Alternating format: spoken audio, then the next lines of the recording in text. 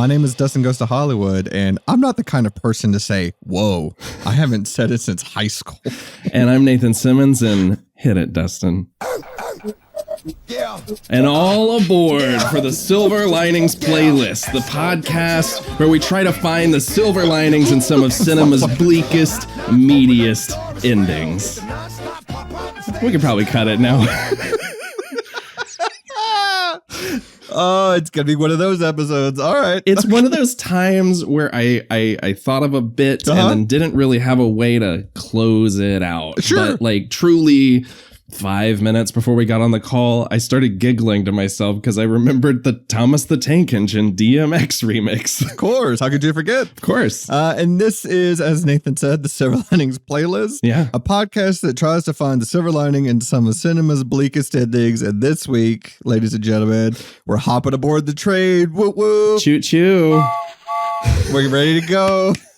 We're going to be chugging along this week. Oh, boy. Because we're talking about 2008's Midnight Meat Train. Yeah.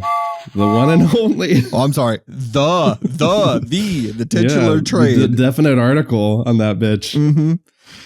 Boy. Okay. So, if you've never listened to the show, this movie falls perfectly in line with it because what we do is we talk about movies that don't have happily ever after endings, specifically movies that leave you in a bummed out state or on a cliffhanger or, don't end with the characters in a good place. And this movie, wow. First of all, I want to say I thought that JT was still hitting the little choo-choo whistle, but there is a ice cream truck parked right outside my house all of a sudden.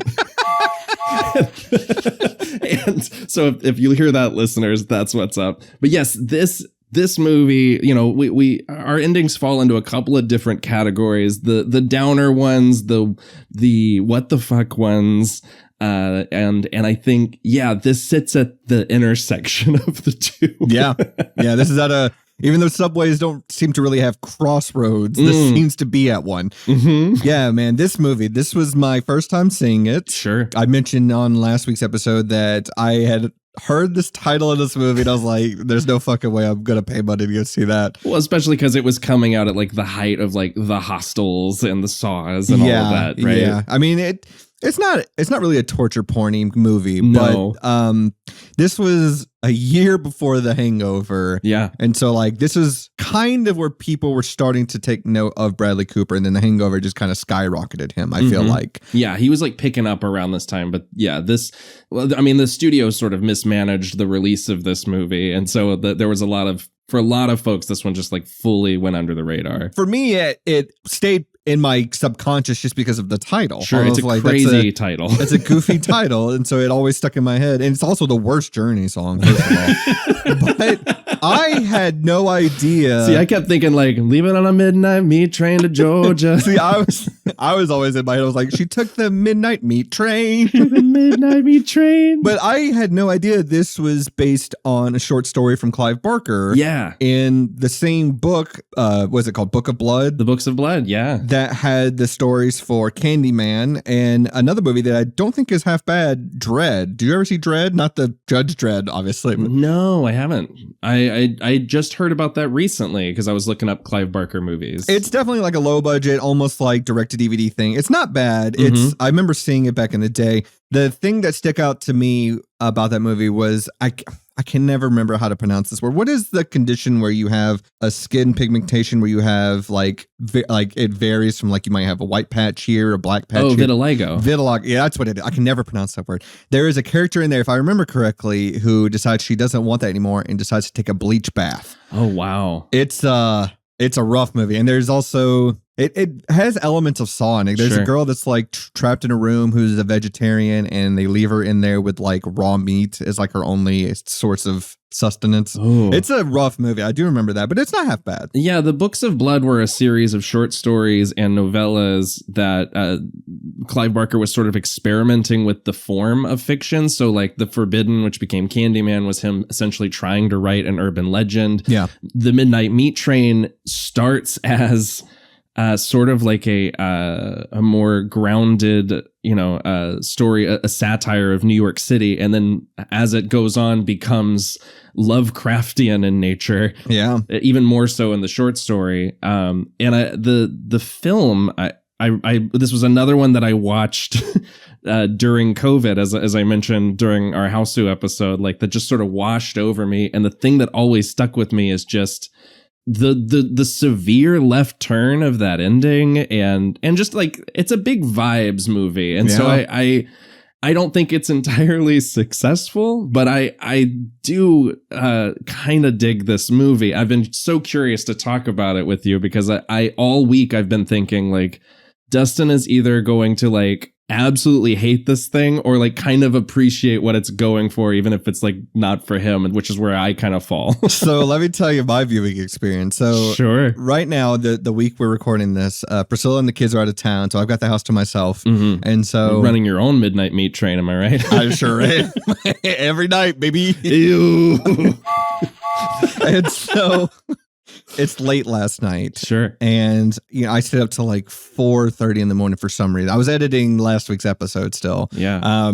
And so I got done with that, and it's like 3 in the morning. I was like, I could watch it tomorrow before the episode records, but you know what? Fuck it. I'm up already. It's late night. It's the perfect time to watch a horror movie. It is the perfect movie to watch while you are struggling to stay awake. Bingo. Like there's something about it that like lives in that liminal space. Yep. It is like at moments I'm like, did I imagine that? Or am I like, was it on screen? And so what I did was Ted Raimi? I did a late night Taco Bell run, and I went and got some food, sat up in bed, got all cozy, put this movie on, and I gotta tell you, I was whelmed. I was neither loving it nor hating it. There are parts of this movie that I really fuck with. Same. And there are parts of it I'm like, so here's I think I've figured out exactly what it is about this movie. Okay. I think this movie would work better if it wasn't an American production. Interesting. Okay. If it was an Asian movie, like either Japanese, Chinese, Indonesian, whatever. Yeah. If it was something from Eastern culture making it and with their filmmaking sentiments, I think I would fuck with this movie heavy. Well, I mean, it is directed by Ryûhei Kitamura, who has like such a maximalist kind of style. Right. But my argument is, I think the parts of the movie that reflect the things he's done before, like Versus, and by the way, JT, this guy directed Godzilla Final Wars. Hell yeah. Are the parts that like kind of take me out of the movie. The super CGI goof 'em up stuff is what really kills this movie for me. So for me, what it is it's in the middle of the road. It neither commits fully to being gonzo, right, nor does it commit to playing it deadly serious. And that's what I'm saying. I feel like it's the American producers reining this guy in. I mean, like, we can't go too crazy. Oh, I see what you're saying. Sure. So I feel like you go balls to the wall with it, like, a Park Chan-wook or something. That fight scene with Rampage Jackson in the middle. Yeah. Like, I feel like you go balls to the wall with it, or you don't, and you play it strictly serious. And this movie is right dead center of that. Yeah, I agree. I think the other thing is that I do wish that the more gonzo elements were more practical. Sure. Like it really is the sort of My Bloody Valentine 3D style effects that take me out of this movie. Yeah, he loves that slow-mo bullet through the eye effects, Yeah. And the CGI blood. I couldn't tell what was worse, the CGI blood or just the overall look of the movie, because it is. Oh, I mean, so we started the movie and Ashley goes, I remember this being one of those movies where everything is blue and green. And I was like, you're right. Yep. This is when we transitioned from green to blue. Now we're in the blue era. That's right. Man, it's like Weezer albums. Like, where are we going next? JT, have you seen this one before? Yeah, I've had to have seen it either close to release or something. So back in the day, Xfinity had this Xfinity on demand when I had cable. Yeah. And they marketed the fuck out of this movie on that. I remember that. Yeah. Like, it was all like banner space, everything. So I was like, fuck it. Fine. All right.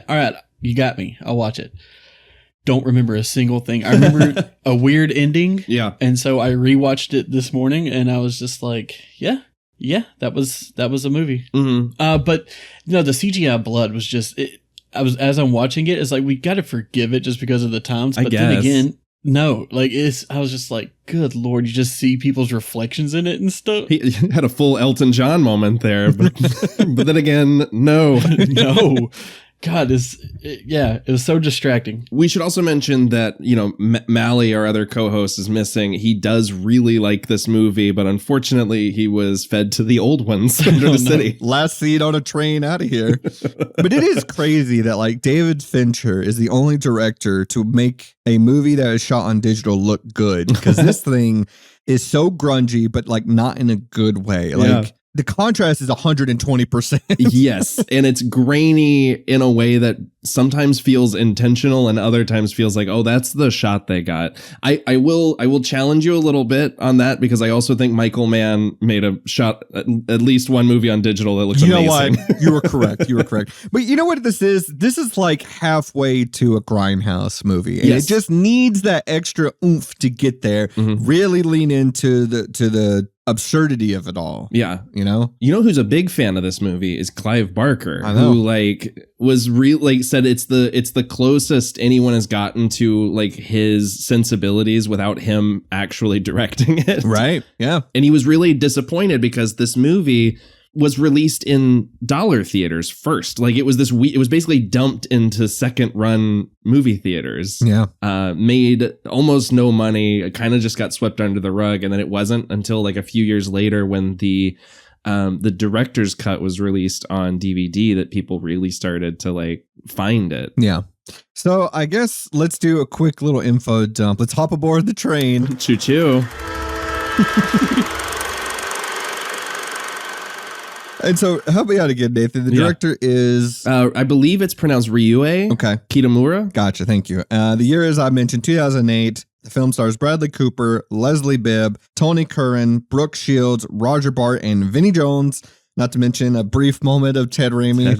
In there. Yeah. Coming up quite a bit on this show, actually. Like, it's kind of crazy. And I just finished my Twin Peaks season 2 rewatch and forgot that like young Ted Raimi is also murdered in that. Like that dude loves to show up for a day of work and get killed. And get murdered on set, yeah. The budget was $15 million. It only managed to gross $3.5 million worldwide, and currently sits at a 71% on Rotten Tomatoes. Yeah, I like it. All right, well, next up, fellas, the trailer. What do you say? Yeah, let's do it. I am expecting 45 white flashes. Oh my god, yeah. And maybe title cards with blood splattered on them. I fully back you on that. Let's find out.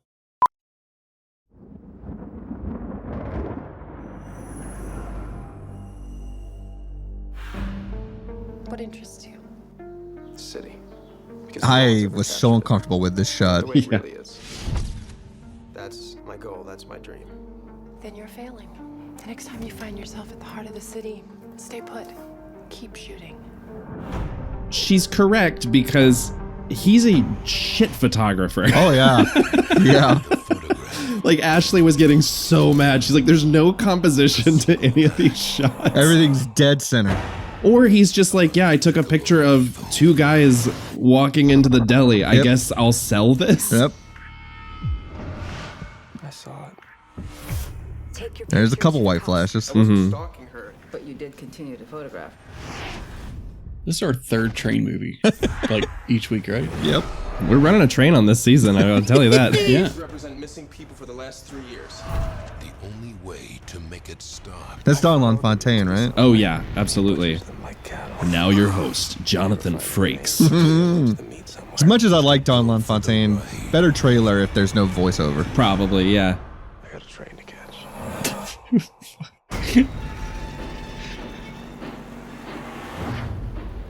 Kudos to this trailer also for like hiding the monsters from the end of the movie. Yeah. Well, we still got a few seconds to go. Let's find out. But yeah. You think this is the same train from Jill Rips? As cold as it is? Good trailer. Midnight meat train. No the. We weren't doing the thes then, I guess. That's interesting. Do you think this website's still up? Lionsgate.com/midnight meat train. Let's find out. Lionsgate.com. I always loved this. And again, no the here. Yeah. Midnight Meat Train. And I bet it just goes to like their main hub. It redirects you to Midnight Feet Train. Oh, 404. Oh, bummer. Oh, well. So yeah, this movie. So I guess if you've never seen it, the quick rundown of it is Bradley Cooper's a photographer, and a bad one at that.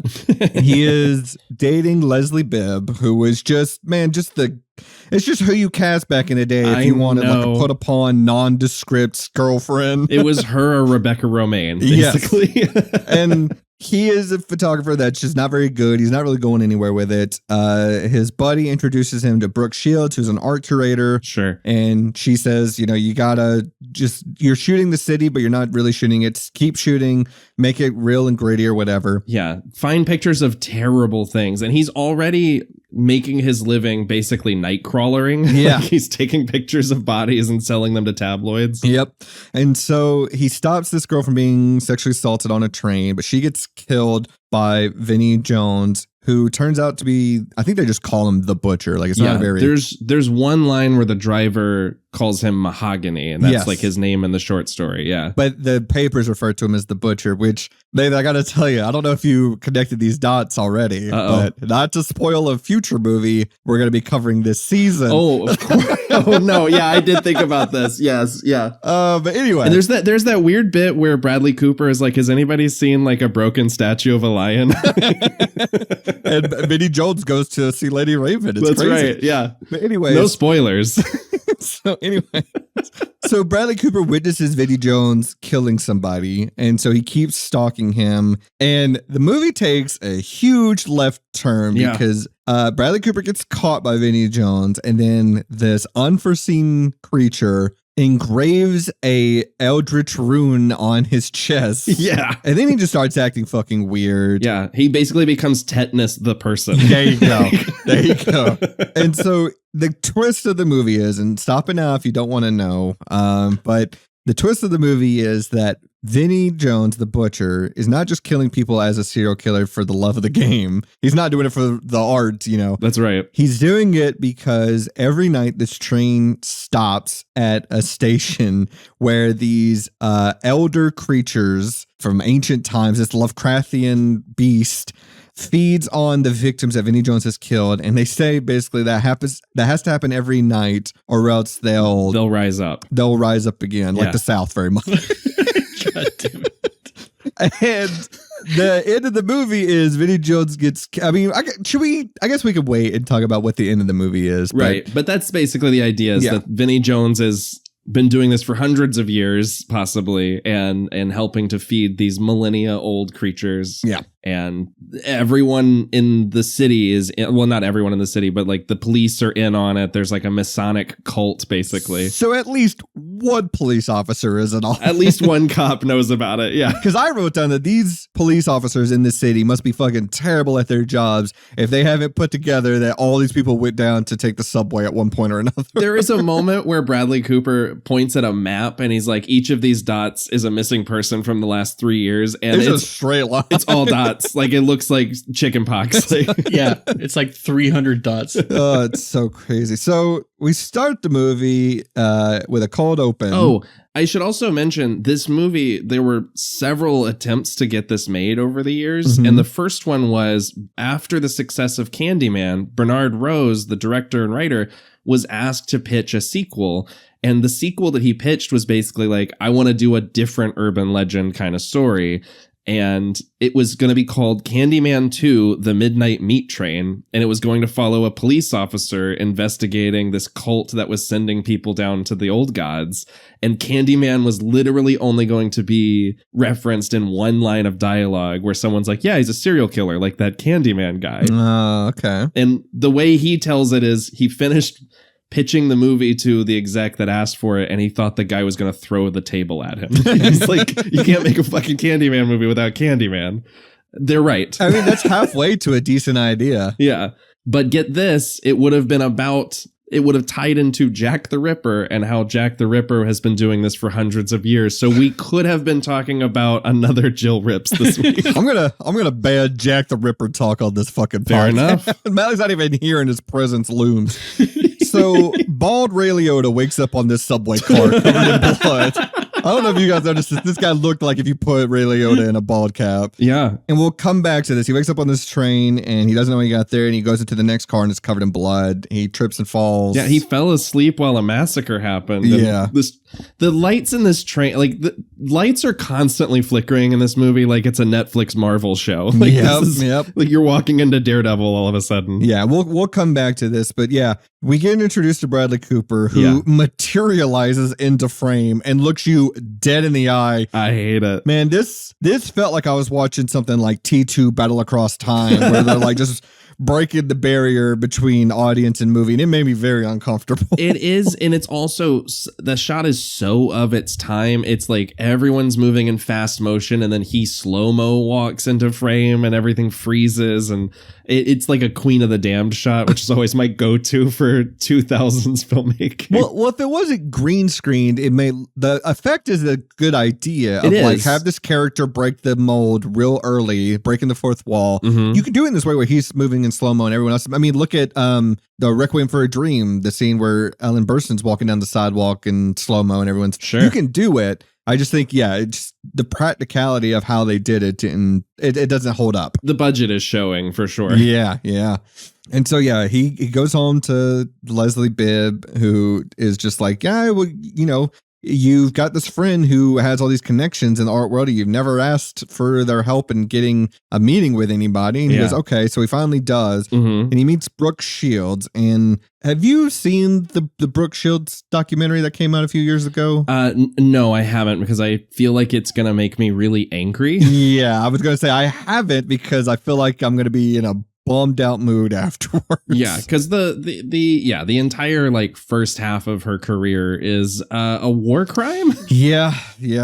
It's a real tragedy what happened to this woman, but she's, I think, pretty good in this movie. Oh, I agree. She's fucking ripped. Yeah. When they go to the gallery later, I was like, damn. I agree. She's great. The thing is that this plot line is not served by this movie. Like there's this idea that he's not shooting things that are real enough. So she wants, like, basically she tells him, like, I want the blood. I want the, the pain or whatever. And he gets later he gets that photo of the girl right before she's assaulted. And she's like, this is perfect. I want 3 more shots like this. Yeah. But then at the end of the movie, he has a gallery opening and the other shots are just like shitty candids that he took. Like, what did she want?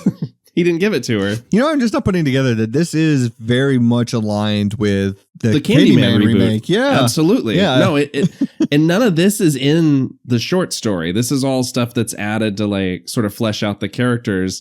But it is interesting that like a quarter of this movie is a satire of the New York art scene, and then the other half is like, crazy Lovecraft times underground. Yeah. It's so crazy that like the next year Bradley Cooper pops off because he is a charisma hole in this movie. Like he has got nothing going on behind the eyes. Yeah. He has a few really good moments in this movie, but it's mostly just him kind of like doe-eyed. Yeah. Is this now where he goes down to the subway, or is this where there's the other scene of the businessman and one of their wives that go down there and get butchered first? So he's basically told like she wants really exploitative photos, and then they'll talk, and it cuts back. Yeah. So I wrote, boy, he dreaming about that meat train.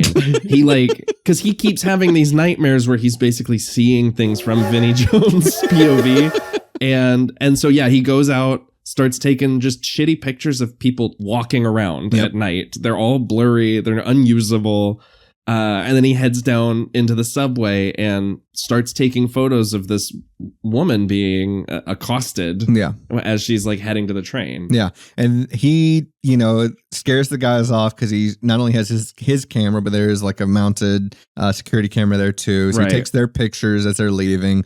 The girl kisses him, thanks him for helping her. Right. She gets on the train, and then Vinnie Jones just snaps her neck immediately. Like, pretty much like in was it the theatrical cut of Halloween 6 where they ripped that guy's head off and his spine showing? Yeah. It's kind of like that. Well, and it's also like he rescues her and she gets on the train and immediately like puts her headphones in. And I'm sorry, like if I'm this lady and that just happened to me, I want all of my senses available until I'm home. Not only that, but if you're the only one on this train car besides this other guy, yeah, I'm sitting facing him and I'm not putting any distractions between he and I. Absolutely. We also come to learn that she's like a famous model. Yeah. And you're like she was just riding the train home by herself at night. I don't know.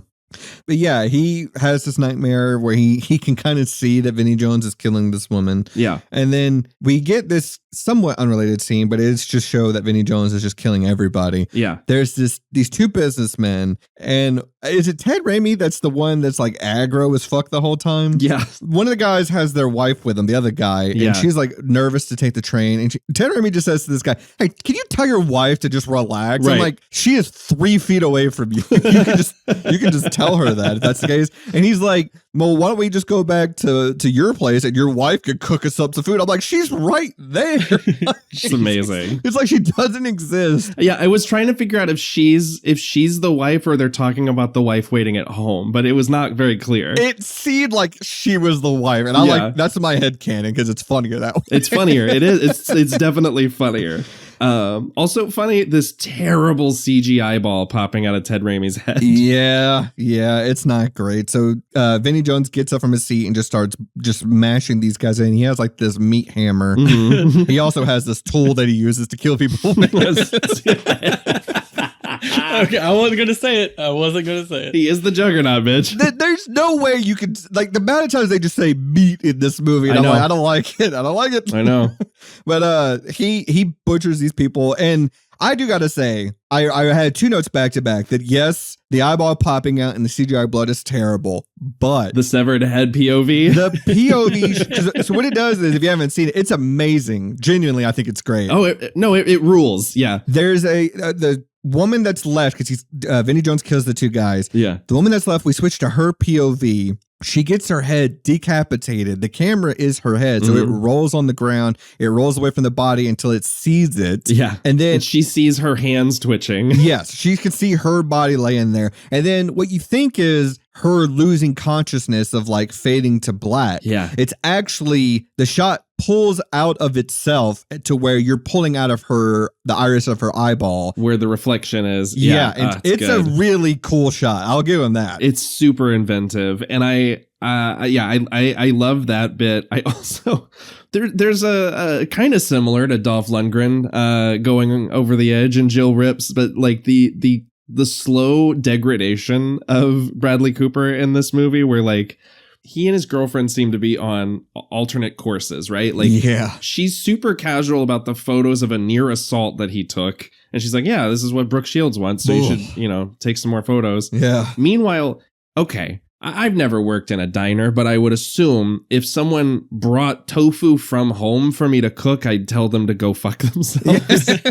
I don't care if their girlfriend works at my restaurant. So, man, that's what I wrote down. I was like, what the fuck does Bradley Cooper do for money? Because he has never showed working. No. He's just like mooching off of Leslie Bibb, who's a waitress, and they have a 2-bedroom apartment. Like, I don't know. That's what I'm saying. I was at one point, I was like, man, you got a nice apartment. Leslie Bibb wants to marry you. Mm-hmm. Like what? What's your problem? Why get a job? Yeah. So he's got this friend that works at the diner, or at least it's Leslie Bibb's boss. Mm-hmm. And he goes, yeah, he's a vegetarian. That'll come up later. Sure. And then I got to tell you, my notes are so sporadic. Yeah. Like I didn't connect one scene to another. At one point, we do cut down back into the train. Yeah. And Rampage Jackson, who is, if you don't know, is an actual fighter, a boxer and mixed martial arts guy. Comes out of one of the train cars looking like a Street Fighter character. And really, I wrote he looks like one of the Joker's henchmen, like in Batman 89. He comes out of one of the cars, he sees Vinnie Jones, and he quotes Forrest Gump at him. Yeah. They start to have a tussle. It's a pretty good fight. It's a good fight. He actually gets some good hits in on Vinnie Jones. And I gotta say, the way that they filmed the fight scenes are really good, because we're going out of the train, coming back in him. It's very energetic. Oh, there's a really cool, kind of 360 shot through the windows of the train in that last fight that I really like. I rewound so I could watch it again. Yeah, the driver of the train has to come in and kill this guy before he takes out Vinnie Jones. Right, so that's how you know that the driver of the train is in on it too. And he calls Vinnie Jones mahogany. Meanwhile, Bradley Cooper has taken notice of Vinnie Jones because he goes out at night again and sees Vinnie Jones leaving the subway, and he's just like, I gotta follow this guy. Like he's like there's something magnetic about him. Yeah, and I love the bit where he follows him down the street, turns the corner, and Vinnie Jones has stopped walking just around the corner because he knows he's being followed. Yeah. It's a good little jump scare. Yeah. But then otherwise, I'm like, when do either of these guys sleep? Because we watch Vinnie Jones get home and then get ready for his job at the meatpacking plant. Well, I mean, Bradley Cooper, he got to a fucking job, so he could just sleep whenever, apparently. But you're right. And then we come to find out Vinnie Jones is not fully human. Entirely human. Yeah. Because he has like barnacles growing on him that he has to scrape off every night and put in a jar. I wrote down, who up removing they polyps? And yeah, so he follows Vinnie Jones. He gets caught by him. Vinnie Jones has this ring on that Bradley Cooper takes note of. And this is also when the security guard searches Bradley Cooper's camera for explosives. Yeah. And Bradley Cooper says, it's a camera, with the same cadence as this is a bathtub. Yep. This isn't a bathtub. This is the midnight meat train. And so he follows Vinnie Jones into the train. He gets pictures of him. Yeah. And Vinnie Jones notices them. He captures Bradley Cooper.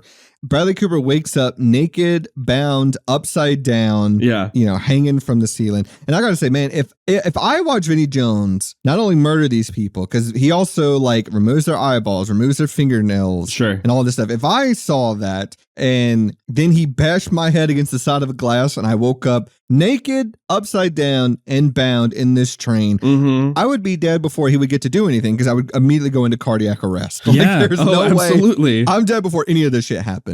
And so they stop at the final stop, and then it's all in shadows, but this stop motion tentacle starts assaulting Bradley Cooper. And I thought this thing was about to become a hentai, because I truly did not know where this was going. Yeah, there's claws and tongues. And we're barely able to see what this thing is. It's in the mouth of madness territory. For Absolutely. Sure. Yeah. And he just keeps kind of getting worse.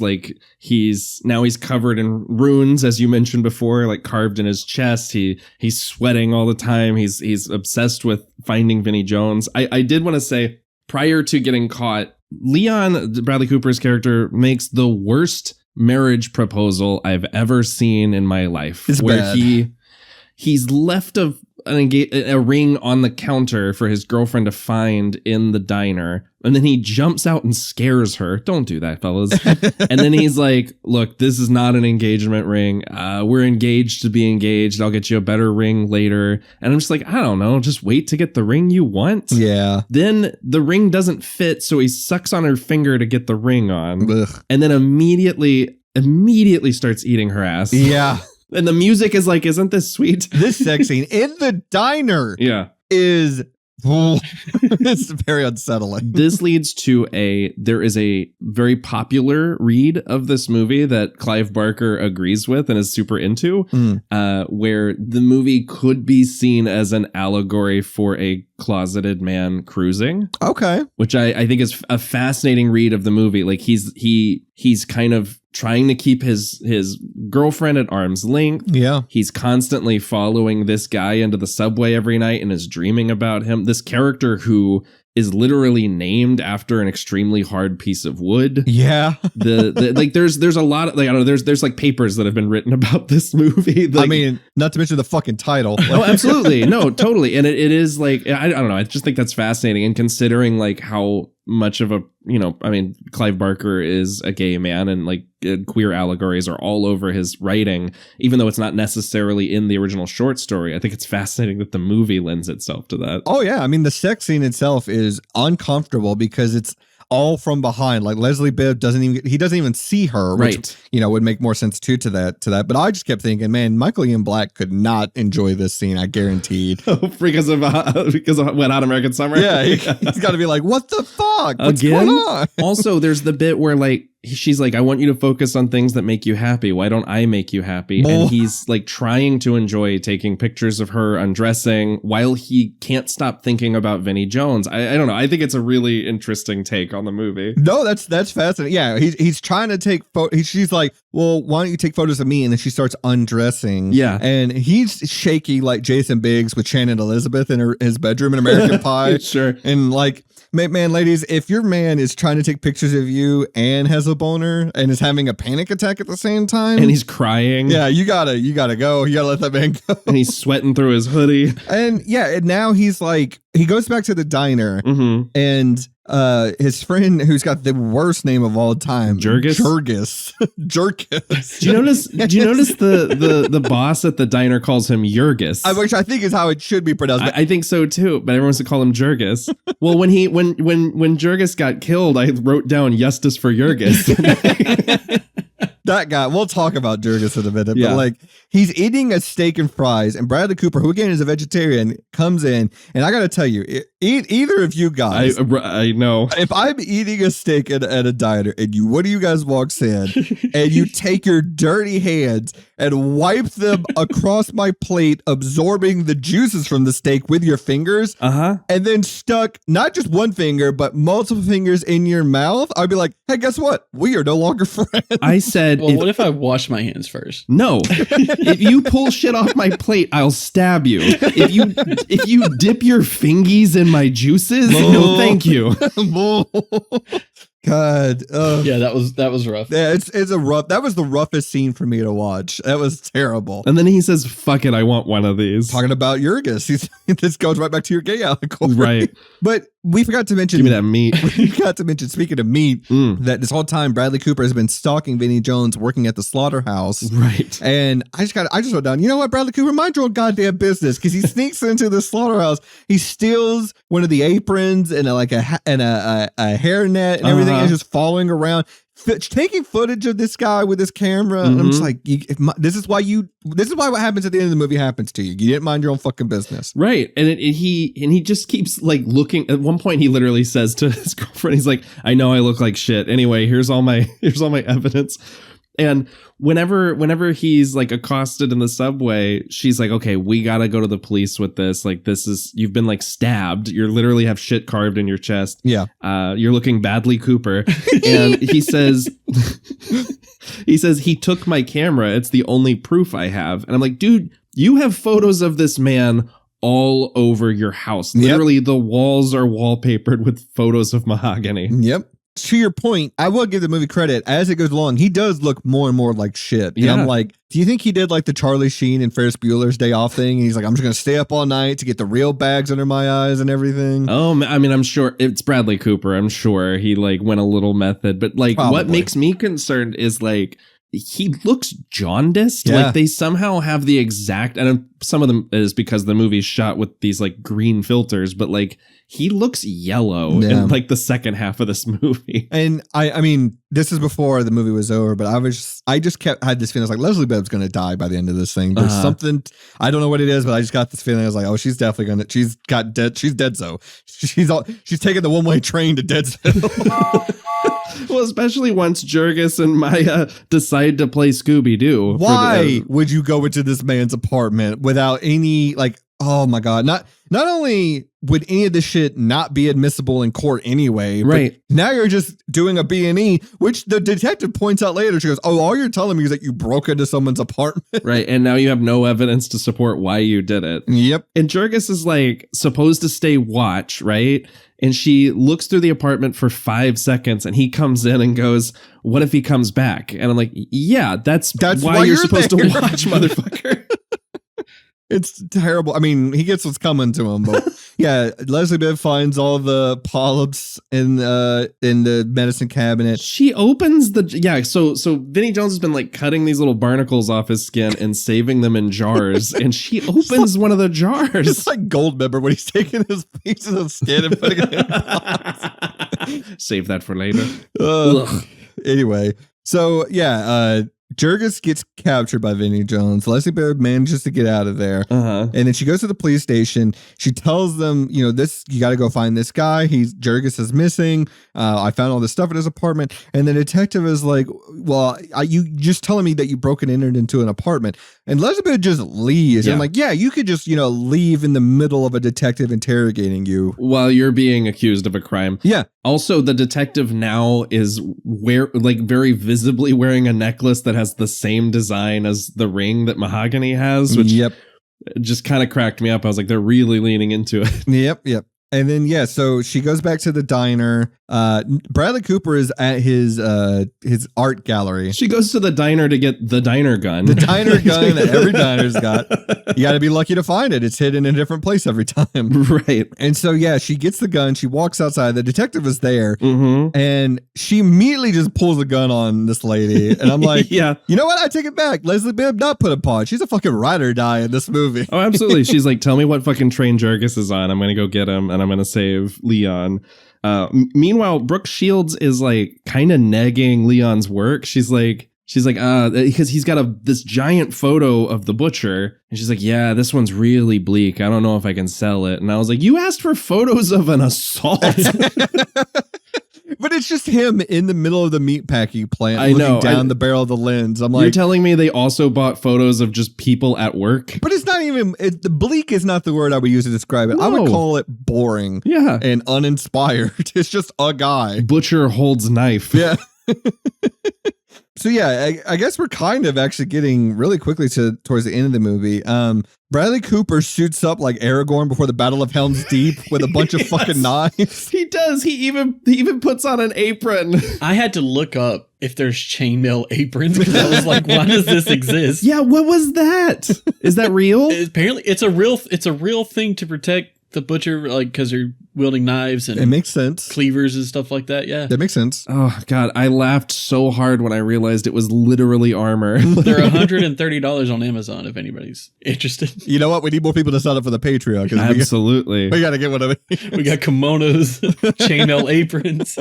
And so, they cut to the train. Vinnie Jones gets on it. Leslie Bibb follows him. Yeah. She sees Yurgis is still alive. He's amongst a bunch of other naked bodies that have been strung up. They have hooks dug in through their heels of their feet. Yeah. And I just wrote down, there is no fucking way this dude is still alive. No. It was giving me vibes of Lefty from Texas Chainsaw 2, where they cut his face off and then he's still like, I'm falling apart here. I'm like, no, you fell apart. Oh, TC. DC, you're right. Yeah. Lefty is Lefty is Dennis Hopper, the Lord of the Harvest. Who would have been great on this because he's already been on a speeding train at least once. So. Absolutely. These are the shots of the movie that were really hard for me to watch. Yeah. Like the stuff with the hooks through the feet, the scene where we watch Mahogany like go about his business of cleaning a body when he's removing the fingernails. That was the worst part for me. Right. Yeah, the eyeballs and the fingernails and everything. Because the body's already dead, which somehow makes it even more invasive, I feel like. Absolutely. Yeah. A friend of mine did a movie where his character was tortured and he had a fingernail removed. Like, I mean, obviously not real, but like what? I remember texting him when I watched it and I was like, dude, I almost passed out because it's like I can't handle that normally in a movie, and then seeing a friend of mine like go through that, I couldn't handle it. I mean, as much as I love that Hannibal TV show, I almost passed out watching the Silo Green episode. I was like, I can't. stuff like that doesn't really get to me. Usually, at least I can power through it, but I've got lightheaded, almost fainted watching that episode. It's the one scene of that show that I could not watch in full. Like it is, oh my God. I cannot believe that aired on NBC. NBC at like 8 p.m. on a Thursday. It's fucking crazy. I don't know how Brian Fuller got away with all that shit. It's nuts. My favorite thing about that show, just side tangent, is like... You got with a lot of meat? Yes, but it all takes place in and around Maryland. And so you're just like, every serial killer in Maryland is like also treating it like an art installation. Yeah. It's so wild. They're proper up there. They are. I gotta say, I do like one aspect of this movie that I feel like is underappreciated, and that's it does get very introspective at times. Like most movies of this era were wall-to-wall dialogue. Yeah. And there are plenty of moments where no one is saying anything. Yeah. Oh, I would argue that Bradley Cooper might have the least amount of dialogue of aside from, I guess, Vinnie Jones, but like he barely speaks in this movie. Yeah. I mean, Vinnie Jones barely speaks in most movies, and that's fine. But like, even in the climax, when Leslie Bibb and Bradley Cooper reunite, they're just looking at each other. Yeah. There's no fanfare. There's no score. It's very quiet. No one says anything. And I was like, wow, this is provocative. Yeah, I agree. I mean, so they get to... Bradley Cooper has this knockdown, drag-out fight with Mahogany. Yeah. Mahogany almost gets thrown out of the train and saves himself by stabbing Yurgis in the side and basically gutting him. So, okay, hold on. So during this fight, first of all, Leslie Bibb tries to rescue Yurgis by lifting him off the hook. It's very much like that Texas Chainsaw remake. Oh, yeah. Where Jessica Biel tries to do the same thing. Yeah. But he's been naked. He's already been like mutilated for the most part. And then, as they're fighting, they're dodging between the bodies that are already strung up. I did laugh whenever like Bradley, it's a series of shots of them dodging between butts. Like just like Bradley Cooper standing behind a butt. It's that thing where like there's a corpse dividing them, and like Vinnie Jones looks to the left, Bradley Cooper looks to the right to like avoid him. At one point, Vinnie Jones just tries to strike him through the legs of the corpse and ends up just like cutting that person in the dick. Yeah. It's very funny. Yeah. But the whole time, Yurgis keeps getting like cut and like hit randomly as they're fighting. Yeah. And then, the way Vinnie Jones protects himself from falling off the train is he just guts Yurgis. And I'm like, finally, this dude gets put out of his misery. And it's like, it's comically upset. Like, and there is like a shining level of blood that like cascades over the body. It's nuts. It's funny because like it pours out of him and then it switches to his POV and he sees the blood flowing on the floor, and in the reflection of the blood he could see himself. Yeah. That was another guy that he slit. That's one of the dream sequences. Yeah, he slits his throat and he could see himself in the blood. But Yurgis accidentally getting killed is so fucking funny. Followed by Bradley Cooper just kicking the butcher out of the subway train. Yeah, he said he was taller. Yeah. No ticket. And then so the train comes to a stop, and these fucked up weird little creatures, these all little pumpkin heads start walking into the train car. Pumpkinhead is a great comparison. I thought it was really weird when like the conductor came out and he was like, step away from the meat, please. Like as if this is all normal. Yeah. And also the corpses. Right. I love, so I guess we're at the ending of the movie basically, right? Yeah. Yeah. Like you said, there's no real dialogue exchange. Like as these creatures come in, start feasting on the bodies, which I think it's really smart that we never see like a full shot of any of these things. It's a lot of like suggestive silhouette and stuff. Yeah. Yeah. Maya and Leon don't talk at all. They're just running and trying to get away, and they stop and they just kind of look at each other for a minute, and then he chucks her out of the way because the butcher has reappeared. Yeah. And this fight is great too. Yeah. This is where like he gets to use his weapons and everything that he brought with for the most part. Yeah. But I gotta say, because like they have their fight. Yeah. And then there's like skulls being used as weapons and everything. Eventually, Bradley Cooper does kill Vinnie Jones. He stabs him in the neck with puts a femur through his throat. Yeah, with a femur. Vinnie Jones says, welcome, basically.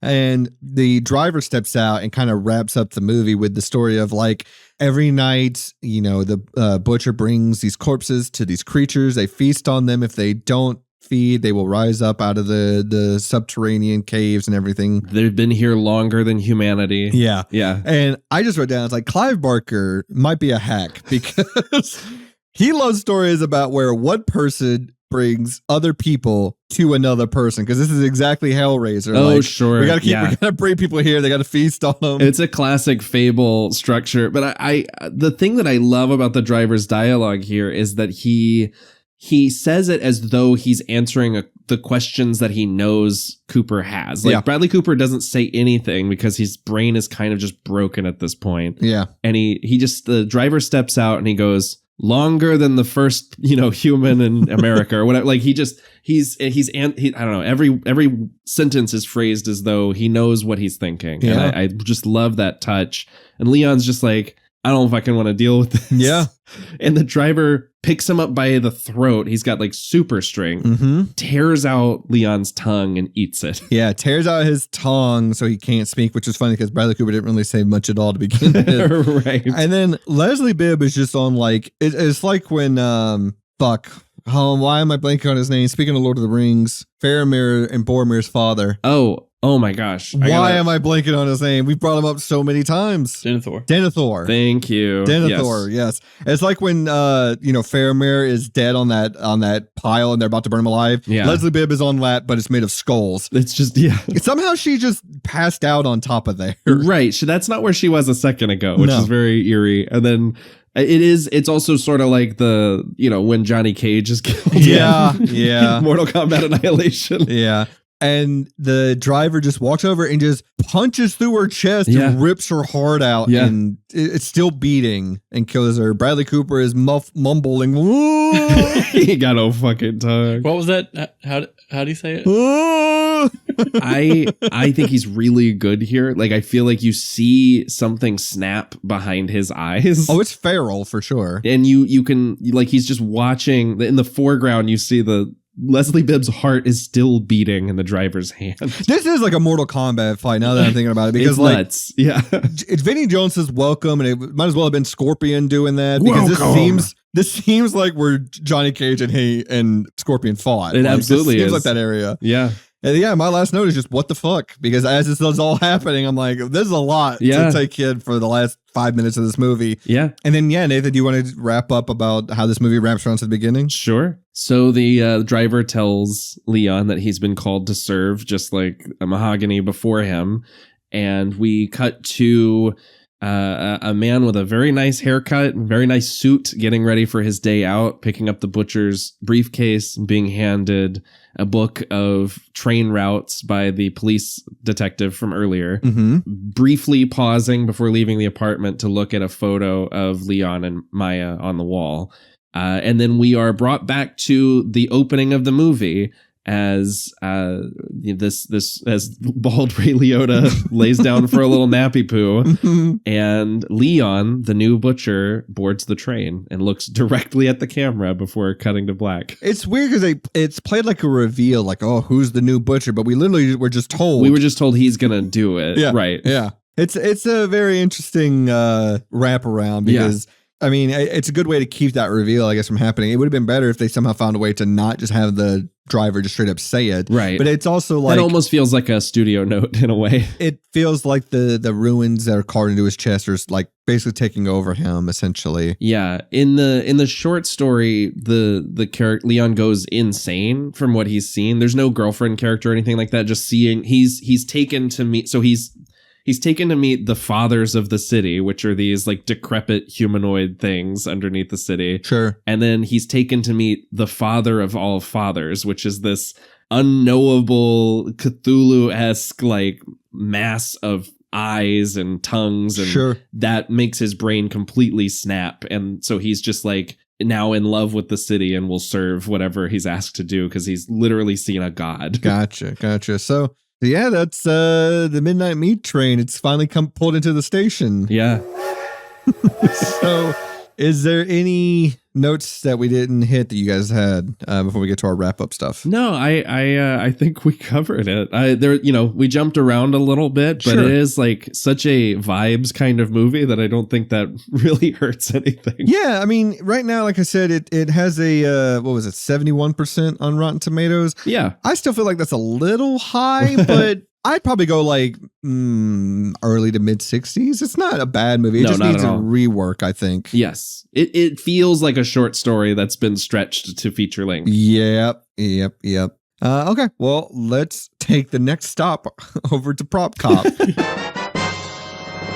The Prop Cop stop.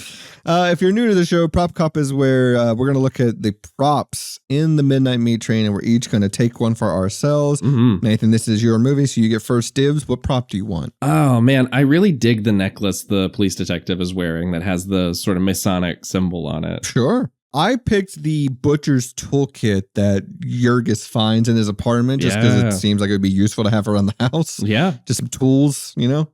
JT, any props? The chainmail apron? Yeah, buddy. Yeah. That shit's so cool. That was pretty dope. I'm surprised no one got the meat hammer. I thought about it. I almost went with the old sword that Leon finds like in the bone pile, which I like. Yeah. All right. Well, we're going to talk about bit parts. And before you hit the button, JT, I got to let you know. Oh, boy. I always try to make the bit part match up with the movie. This one, you're really going to love. Oh, no. Go ahead. Yeah. Why can't we have some meat? Was there not a better option? No, that's the best. Maybe meat's back on the menu, boys.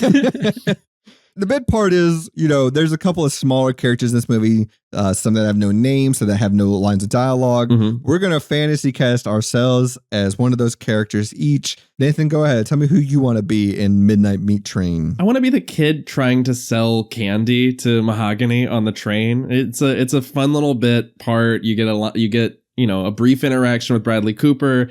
And a very fun bit with Vinnie Jones. Like, I forgot to mention this earlier. The way he stands up, like you think he's about to pull the meat tenderizer out of his bag, and he just very dramatically pulls out a couple of dollars. Yep. I think it's very funny. It's a good bit. It's a good little beat. Yeah. I picked the guy that when Vinnie Jones catches Bradley Cooper in the slaughterhouse stalking him, and Bradley Jones just dips and he just runs out. There's a guy that as he's running, he just runs into for seemingly no reason. Like there's so much room in this hallway that Bradley Cooper could have went around it, but he just barrels into this guy and knocks him down and keeps running. So I'll pick that guy. That's good. Mally's not here, but he gets to be the guy that gets smashed in the groin that we talked about when Vinnie Jones and Bradley Cooper were fighting. Hell yeah.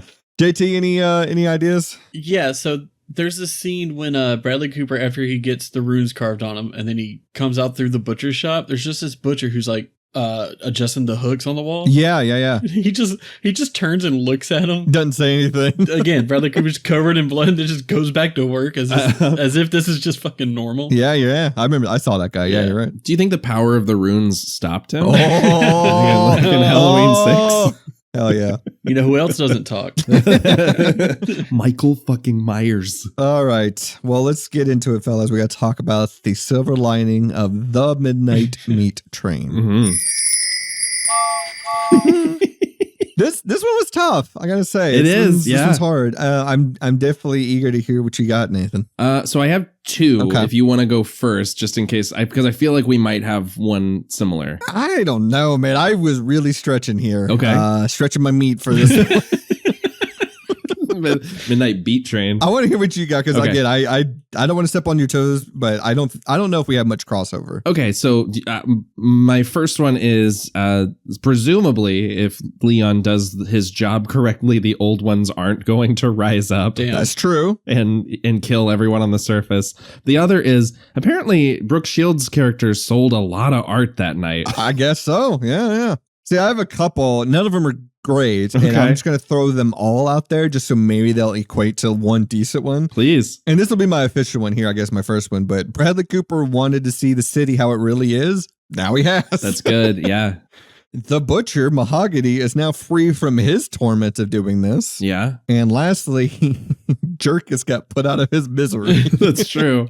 That guy. Woof. You make a good point with the second one with Mahogany, being freed. There are moments where it feels like we're allowed to see how he really feels about doing this job. Like it's this terrible thing that he has to do in order to keep other people safe. Yeah. There's a shot where when he first catches Leon, he's standing outside the train when the creature comes in to mark him, and he looks sad. Like there's a moment where like Vinnie Jones like has this terrible weight on his shoulders, and it kind of made me think like, we should give this guy more non-speaking roles. Like, I don't, not a slam against Vinnie Jones, but like he's way more expressive than I ever gave him credit for. Well, it's interesting because you would think that, oh, he doesn't speak, because the reveal at the end is he also had his tongue ripped out. Right. But he does speak. Yeah. And I feel like there's a missed opportunity to just take that line out. He could just smile at Leon. Well, like, what helps is he's got that Vinnie Jones voice, so he doesn't have to do the L and welcome. He just goes, welcome. You're right. But like, it would have been good because if he smiles at Leon at the end, that could be like a devious thing of like, now you have to do this. Yeah. Or it could be a smile of, I'm finally going to be free of all this shit. Yeah. I'm actually genuinely happy. But you're right. Like, there is moments where he is very quiet and it does look like he's bummed out that he's got to do this, which is an interesting take on it, which is why I think Vinnie Jones is perfectly cast in this thing. Yeah. It's a great performance. Even the scene where he's removing the polyps from his chest, he's like he's just sort of grunting a little bit, but like it seems like he's done this so many times it doesn't hurt anymore. Like I don't know. It's a really interesting performance. Absolutely. All right, well, let's say if you watch Midnight Meat Train and you were just bummed out and you're scared, you're so fucking scared. Mahogany's the scariest guy I've ever seen in my life. Bradley Cooper not talking and having a meat tenderizer is the scariest fucking thing you've ever seen. Yeah. Let's talk about a movie you watch after you watch Midnight Meat Train as your pick-me-up. So what's a movie people should watch after Midnight Meat Train, Nathan? Good Burger. Bravo. A movie about guys delivering a lot of meat to the people. Yeah. I wrote down the obvious one for me, which was, of course, Speed, but that's not my actual choice. I wrote down, if you want another movie about a train that's going places and there's some bad things happening on it, Unstoppable. Tony Scott's, Chris Pine, Denzel. So good. Great movie. JT, any ideas? Train to Busan. That's a great fucking movie, man. So good. I've wanted to do it on the show, but I don't know if it qualifies. So. Yeah. Well, we do this with horror movies, fellas. What is the best kill in the movie? The businessman's wife? Yeah. It's the decapitation for sure. So that's the thing, though. Like, Old Dudes was definitely the worst. However you say his name, Yurgis. His was definitely, he was in misery. Yeah. But as far as it being shot, I think the businessman's wife was worse. It's definitely the most creative moment of the movie to me. Yeah, for sure. And lastly, do we recommend The Midnight Meat Train? I do. I think it's it's under 100 minutes. I think it goes down pretty smooth. It's all vibes, and the ending is just buck wild. I'm sorry if we've spoiled it for you, but you should still go watch it. Yeah, I suppose I probably would have liked this more if I saw it when it came out. Yeah. But now seeing it in 2025 for the first time, my reaction to it was fairly muted. Sure. It's definitely of its time, but there are moments in here that are truly awesome. Yes. And truly fun. It's like you said, it's all vibes, man. It's got a mood and it sticks to it. Yeah. My only suggestion would be, if this just really went gonzo with it and let that director unleashed, I think this could have been one of the all-timers. But as it exists now, it's an all right movie. I agree. It's pretty good. And it's also, I think when it was released was at a time where, we were doing those. I think we've talked about this on the show before, but like the Tartan Asian Extreme was like a banner that they were like, we're really trying to push the limits. And I think that there was a lot of like kind of just garbage flooding the market at this time. And this at least took a very different approach to horror from what was popular at that moment. Yeah, absolutely. I agree. That's The Midnight Meat Train. If you haven't already. And that's The Midnight Meat Train. I love that I gave JT 3 options for train noises and he goes to the same one every time. That's my favorite one. It's the funniest one. It is. I've played all 3 of them. Toot toot. But yeah, that is The Midnight Meat Train. If you haven't already, please subscribe, rate, and leave feedback wherever you're listening to us right now. If you want to catch up with us on social media, you can by following us on Blue Sky, Instagram, TikTok, and Lemonade. You can also check out our subreddit at reddit.com/r/Silver Linings Playlist. You can check out our website, tslppodcast.com. You could submit your bit part suggestion if you have one by emailing us at thesilverliningsplaylist@gmail.com or using the contact us form on our website. And lastly, check out our Patreon at patreon.com/Silver Linings Playlist, where We just released the final episode of Show Guys, the Showgirls 2 live stream that we did back in December. You can get that for $1 a month with a 7-day free trial. And we're about to kick off our next endeavor, which we have already announced. We'll go ahead and tell you now. It is The Secret of the Dudes, where every episode, Nathan and I are going to be talking about the Teenage Mutant Ninja Turtles. Yeah. And we're going to be covering every movie and every TV show. Not every episode, but every TV show. Can you imagine? As well as the concert film. We will be covering that as well, which is funny because, if you didn't get enough of the subway and everything in this movie, TMNT 2. Oh, boy. It's got plenty of it for you. Yeah. So, yeah, you don't want to miss that. Like I said, it's only $1 a month. And it's also funny because we're going to talk about the clue for next week right now, which is Mally's pick. But it's also funny the connection that we're going to be doing here. Between I know. Yeah. Last week's movie, this week's movie, and next week's. But before that, if you haven't already heard, we are giving you, the listener, the opportunity to pick our 200th episode. There is a poll up right now. If you go to any of our social media pages or on our Patreon, there is a video pinned, unless I think it's Lemonade, which I don't think lets you pin videos. But there's a video on the others that says the 200th episode poll. All you have to do is go in there and comment which of the movies you think we should cover. And your options are 2001: A Space Odyssey, Back to the Future Part 2, or Halloween Resurrection. Just say in the comments which movie you pick for the episode. And if you're a Patreon member, your 1 vote equals 10 votes. One of those are not like the other. Oh, no. One of us didn't get the memo. You know what? But I think it's a good pick because we haven't done a Halloween movie in quite some time. And it feels unnatural for us. And we land on this one? I mean, we're got to make our way through them. Well, we've done most of them. Yeah, we got to make our way through them. And we will never do the first one. Never. Don't hold your breath. But the poll ends March 15th. So you tell us which movie we cover for our 200th episode this season.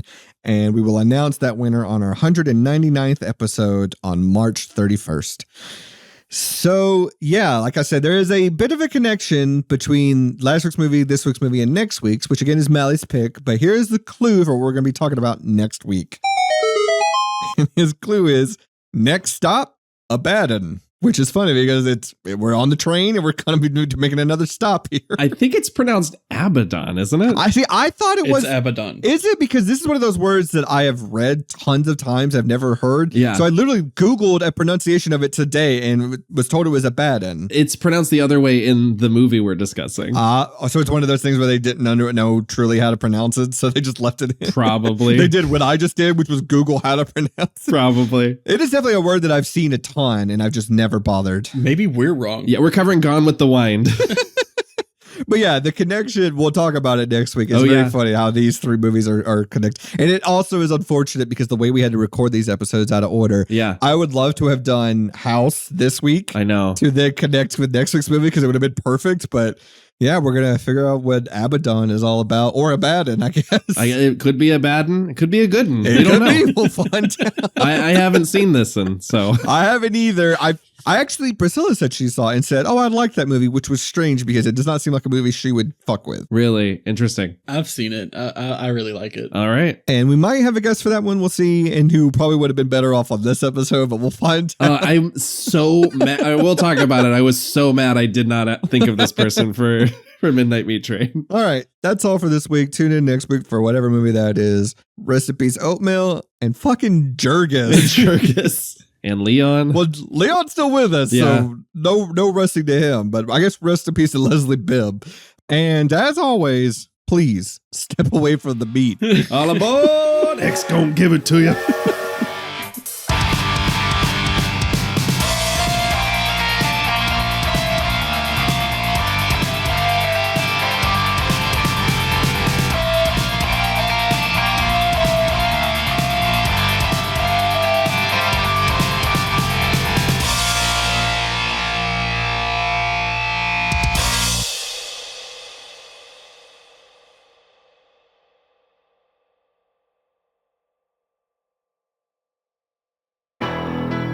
He took the midnight Meat. train going anywhere.